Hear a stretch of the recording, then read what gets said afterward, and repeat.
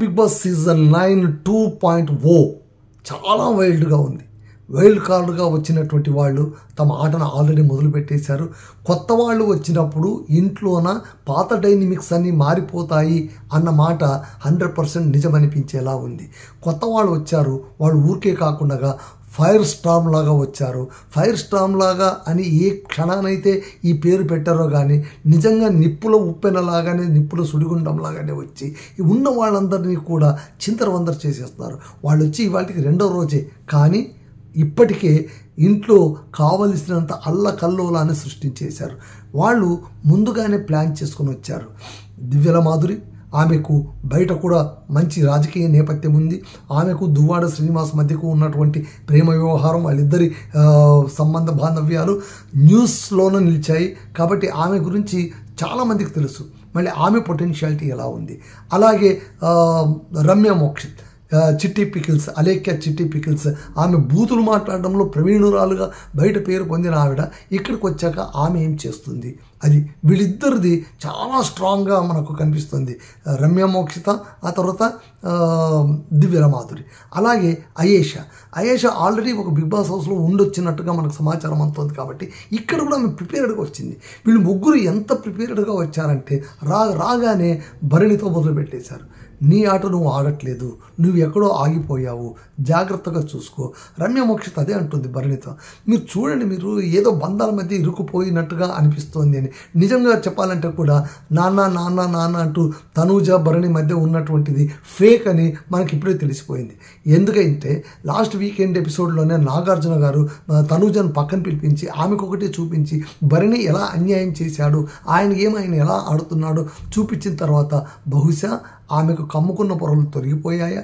ఎంత తొలగిపోయినా కూడా మళ్ళీ నాన్న అంటూ చూసేవాళ్ళకు ఒకంత విసుగు కల్పించినా కూడా చాలామందికి అబ్బా తండ్రి కూతుళ్ళ మధ్య బంధం ఎంత బాగుందో కదా అనుకునేలాగా మురిసిపోయిన వాళ్లకు చెంపపెట్టులాగా ఇప్పుడు తనూజ భరణి సార్ అని పిలవడం మొదలుపెట్టింది. అంటే ఇప్పటిదాకా పెట్టుకున్న సంబంధం అంతా కూడా కేవలం గేమ్ ప్లాన్ అంతే. కాబట్టి సంబంధం లేదు, బంధం లేదు, ఏమి మన్ను మశానం ఏమీ లేదండి. ఇవన్నీ కూడా గేమ్ ప్లాన్ అంతే. ఆమె ఒక గేమ్ ప్లాన్ అనుకుని వచ్చింది, సాధించడానికి ఒకరు కావాలి అనుకునింది, ఒక ఇమ్మును సాధించడం మొదలుపెట్టింది ఇమాన్యుల్ని. ఆ తర్వాత భరణిని అయితే దిగ్బంధం చేసినట్టుగా ఆమె దిగ్బంధం చేసేసింది. ఆమె బంధంలో చిక్కుకుపోయి ఇంకా ఆమెను రక్షించడం తప్ప నాకు వేరే మార్గం లేదు, తనకి ఇంకా వేరే బతుకు లేదు అన్నట్టుగా ఆయన ఉన్నప్పుడు సుడిగాలిలా వైల్డ్ కార్డ్లో వచ్చింది ఎవరంటే దివ్య నిఖిత వచ్చి కరెక్ట్గా టార్గెట్ చేసి భరణిని క్యాప్చర్ చేసింది. ఆమె నేను ఈ చెల్లి అంటూ వచ్చింది. ఆమెమో కూతురు, ఈమెమో చెల్లి. కూతురు చెల్లెల మధ్య ఇరుక్కుని నలిగిపోయాడు భరణి. సో ఈమె కూడా సాధించడం మొదలుపెట్టింది. నిన్న కూడా పెడబొబ్బులు పెట్టింది, ఏడ్చింది. నువ్వు ప్రోటీన్ షేక్ కలుపుకొని తిన్నావు, నువ్వు పండు నువ్వు ఒకటి తిన్నావు, నా అవసరం లేదనేగా నాతో మాట్లాడావా అని సాధింపులు మొదలుపెట్టేసింది దివ్య అప్పుడే. సో ఈమెమో సాధిస్తుంది.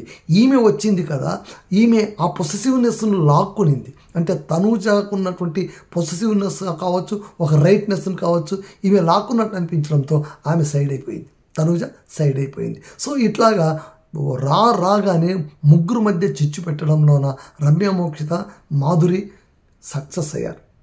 ఇప్పుడేంటి, అయేషా తన టార్గెట్ తనూజనే అంటుంది. మళ్ళీ ఆమె ఎలా ఆడుతుందో చూడాలి. అలాగే రమ్య మోక్షిత, మాధురి వీళ్ళిద్దరూ కూడా కొంచెం ఎంత ప్రీ ప్లాన్డ్గా వచ్చినా కూడా మాటలు జారుతున్నారేమో, చాలా రఫ్ అండ్ టఫ్గా వెళ్ళిపోతున్నారేమో అని అనిపిస్తుంది మనకు. అంతెందుకు కిచెన్లోన నిన్న జరిగినటువంటి ఒక ఇన్సిడెంట్ మనం ఉదాహరణగా తీసుకోవచ్చు. కళ్యాణ్కు, దివ్యకు, ఆ తర్వాత మాధురి మధ్య జరిగినటువంటి గొడవ.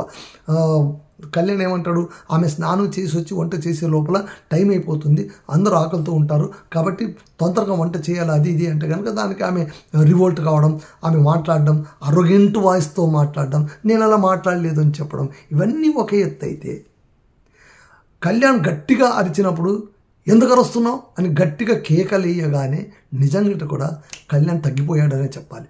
కళ్యాణ్కి నిజంగా ఇక్కడేం తప్పు లేకపోవచ్చు, కానీ గట్టిగా అరిస్తే అవతల వాళ్ళు ఊరికైపోతారు అనేటువంటి ధోరణి నుంచి కళ్యాణ్ కూడా బయటపడాల్సి ఉంటుంది. ఎందుకంటే ఇంతకాలం తాము ఆల్రెడీ ఒక ఫిక్స్డ్ క్లైమేట్లోనే బతికేస్తూ ఉన్నారు. అంటే ఏంటి, బాగా పాత నీళ్లలో ఈదుతున్న చేపలకు కొత్త నీరు పడడమే కాదు, కొత్త చేపలు కూడా వచ్చాయి. మళ్ళీ వచ్చినవి చేపలా లేకుంటే తిమింగలాలా పెద్ద చేపలా తెలియట్లేదు.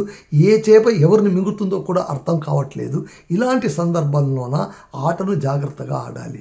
ఈ విషయంలో ఇమాన్యుల్ని మనం మెచ్చుకోవాలి. అతను చాలా జాగ్రత్తగా, అంటే ఏ కొత్త వ్యక్తితోనైనా చాలా ఇమ్మీడియట్గా కంఫర్ట్గా మారిపోతారు. సో ఇక్కడ ఆయన కంఫర్ట్గా మారిపోయాడు.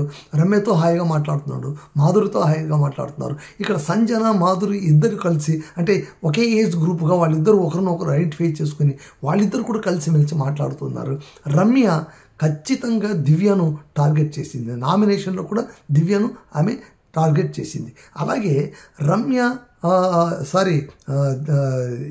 మాధురి, అలాగే రమ్య మాధురి ఇద్దరు కూర్చొని మాట్లాడేటప్పుడు మాట్లాడే మాటలు ఇప్పుడు చాలా వైరల్ అవుతున్నాయి. ఆమె ఏం మాట్లాడింది రమ్య అంటే, కళ్యాణ్ అమ్మాయిల పిచ్చి అని. ఆ మాట దూరొద్దు. ఎందుకంటే ఓకే, ఒక బయట ఉన్న వాళ్ళకందరికీ కూడా ఆ మాట అనిపించి ఉండొచ్చు. ఇదేంద్ర పులిహోర రాజా అని మనమే చాలా సందర్భంలో అన్నాం. పులిహోర రాజా అనడం వేరు, బయట కూర్చొని మనం మాట్లాడడం వేరు.